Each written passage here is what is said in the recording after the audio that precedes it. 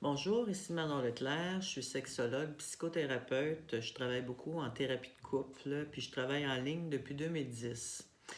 J'ai le goût de vous partager un petit peu ce qui se passe dans ma pratique cette semaine, depuis la semaine passée, étant donné les circonstances que vous connaissez tous du virus. Les couples en particulier avec qui je travaille doivent s'ajuster à vivre ensemble. Ça a l'air bizarre à dire parce que des couples devraient être contents d'être ensemble, mais aujourd'hui tout le monde est tellement occupé que souvent, même quand que je leur donne des exercices à faire, du temps à être ensemble, ils ont de la difficulté à en trouver. Puis là, à cause des recommandations du gouvernement, on doit rester à la maison. Donc, c'est super important d'arriver à garder l'harmonie, puis de trouver une façon de vivre ensemble harmonieuse parce qu'on n'a pas l'habitude, en plus de la situation qui est tendue. Alors, ce que je vous suggère, c'est de trouver que chacun ait un coin dans la maison, dans l'appartement qui y appartient. Quand monsieur s'en va peut aviser l'autre, moi je m'en vais me ressourcer un petit peu dans mon coin.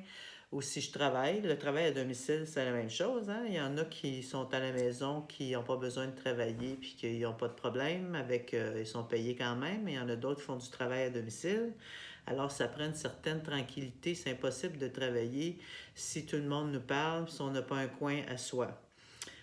Alors, c'est important de trouver une place dans la maison, dans l'appartement, que vous l'arrangez, même si c'est temporaire, avec un rideau, avec un paravent, que quand on s'en va là, c'est notre espace, puis que les autres respectent ça. Donc, il faut organiser nos maisons, nos appartements pour vivre ensemble en ayant chacun de la place pour respirer. Sinon, ça va être la promiscuité, on va étouffer.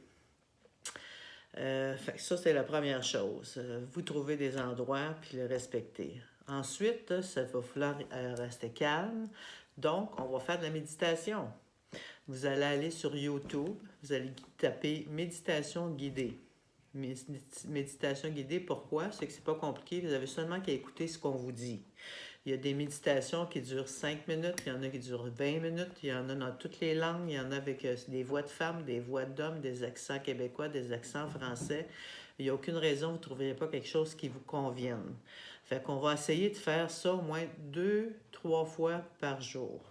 Une petite méditation pour se calmer, pour se retrouver, puis pour rester calme autant que possible. Pour les enfants, pour les petits, il y a sur YouTube, sur Internet, tapez la méditation de la petite grenouille. Excellent, les enfants embarquent facilement avec ça, ils écoutent la petite grenouille, puis ils apprennent à se relaxer, à méditer, puis c'est bon pour les parents aussi. Il y a une application qu'on peut avoir aussi, c'est le Petit Bambou. Vous avez toutes sortes de méditations, puis tout ça, c'est gratuit. Hein? On est chanceux dans ce temps de crise-là, on a Internet. Donc, on peut aller chercher plein de ressources, plein de moyens pour s'aider, pour se détendre.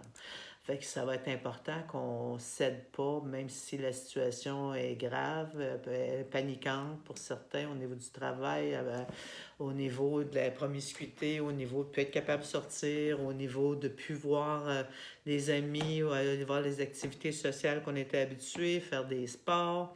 On peut en faire à la maison aussi. Sur Internet, on peut taper des sessions de Zumba en ligne, des workouts qu'on peut faire chez nous. Fait qu'il va falloir se trouver une routine adaptée à la situation actuelle qu'on ne sait pas combien de temps va durer. Il faut trouver une nouvelle routine. Il faut trouver une façon de faire du social chez soi, avec d'autres, à travers Internet, à travers les réseaux sociaux, sur Facebook, organiser des groupes.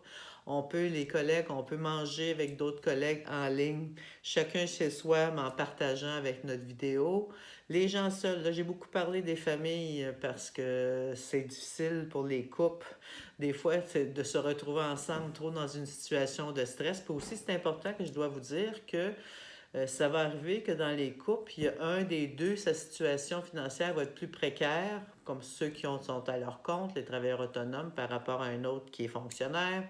Fait que la personne qui a plus de besoin de soutien j'invite l'autre partenaire à l'épauler un peu plus. Hein. C'est dans des coups durs qu'il faut être plus ensemble, qu'il faut se supporter. Puis même si c'est dur pour tout le monde, se donner un coup de main, se masser. Là, on va prendre le temps, on va cuisiner ensemble, on va classer nos photos, on va regarder des choses qui nous font du bien. On va rencontrer des amis, des groupes d'amis en ligne.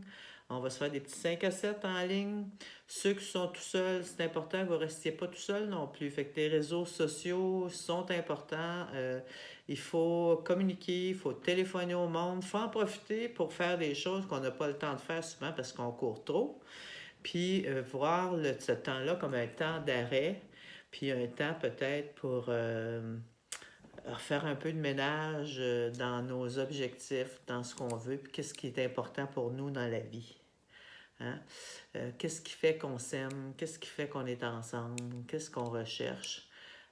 Puis peut-être à la fin de chaque journée, quand les enfants sont couchés, prendre un petit 15 minutes, les couples s'asseoir ensemble, comment on a vécu la journée, comment on se sent là-dedans, puis se donner du temps de qualité, puis se donner de l'espace surtout. Alors, je souhaite à tout le monde bon courage et puis n'hésitez pas si vous avez besoin d'aide. Je fais toujours de la thérapie en ligne. Je viens d'ouvrir un nouveau site internet qui s'appelle thérapiedecoupleenligne.com. Donc, je vous dis, prenez soin de vous. Ne succombez pas à la panique. Prenez ça un jour à la fois. C'est le temps d'être dans le moment présent. Et puis, je vous souhaite bonne chance.